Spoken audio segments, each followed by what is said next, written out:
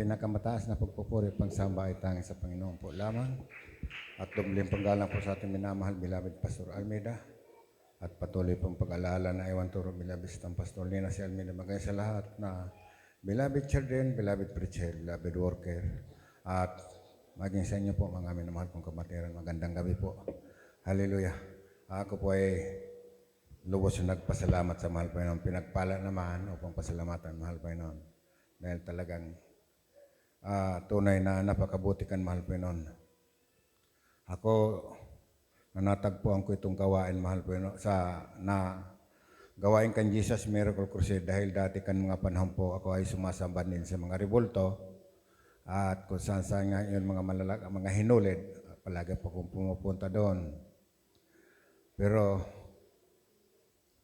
wala pong katugunan ang aking panalangin na gusto ko naman po magbago dahil sa mga bisyo po na talagang hindi ko maiwasan ang lalo ng paninigarilyo, inom, kan mga panahon. Kaya grabe, napakagulok ang aking buhay siguro sa aking mga pagkukulang sa mahal Panginoon dahil ko po natagpuan ang tunay na gawain kan mahal Panginoon. Bagamat sumasamba kahit saan-saan na mga santo, pero wala pong katugunan dahil kan mga panahon nga siguro itong mga gawain na talagang palagi po ako nasa Plaza Quezon nagtatambay tuwing na dahil sa pag hindi pa po ako umaanong oras ko sa aking trabaho, nagtatambay ako sa Plaza Quezon sa Naga. Maya-maya, nandyan na po yung mga Iglesia ni Cristo sa Katoliko. Yan na po. Pinapakinggan ko na po yan mga patungkol sa Biblia. Pero nagtataka po ko dahil mga marurunong talaga. Pero doon sa kanila, wala pong pinamasdan ko. Pagka medyo matatalo yung isa, ay nandoon na. May filosofiya ng ginagamit. Ay sabi ko, hindi maganda ito. Ay kaya parang noon pa man talagang hindi ako naniniwala na masyado sa Katoliko dahil talagang maging sa aking buhay talagang hindi ko mabago-bago ang aking buhay na talagang hindi ko maiwanan yung mga bisyo. Kaya aking pinasalamatan na tunay napakabuti talagang ang mahal na Panginoon talaga. Masasabi kong siya ang talagang sa darating ang araw, siguro talagang kahit anong gawin natin, talagang pumipidlas tayo, gusto natin lumayo.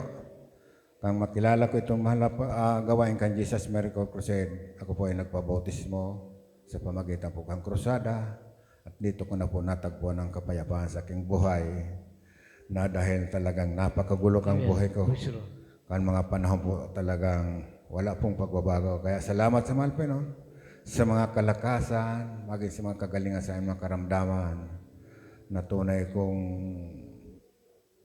walang mahal Panginoon sa pamagitan kan mga panahon po na maliliit pang anak ko, sa pamagitan lang po sa paglilihan, sa unang dalangin, beloved Pastor, yan po yan mga leaflets po na yan, kung mayroong karamdaman aking mga anak, ay talagang palagi ko po yan ay ginagamit. Kaya tunay na talagang nandiyan po ang kagalingan sa mga karamdaman na pinapagalingkan mahal Panginoon. Kaya talagang wala pong kalugihan ang tunay na natagpuan natin ang gawain kan Jesus Miracle Crusade. Dahil dito tayo talaga babaguhin, papagalingan natin mga karamdaman at maging sa mga pagpapala sa patuloy lang po talagang paglilingkod, nandiyan po talaga. Kaya aking pinasalamatan ng mahal Panginoon dahil siguro pitsa 20 po, baka makabakasyon na po ako sa dako ng Australia. Dumating na po ang visa ng aking anak na hinihintay dahil nauna po para sa akin na visa. Kaya akala ko hindi na po matutuloy. Kaya salamat sa mahal Panginoon dahil talagang sa patuloy lang po talagang paglilingkod. Hanggang ngayon, na-share po ako kan mga panahon po, 1994 yata yon.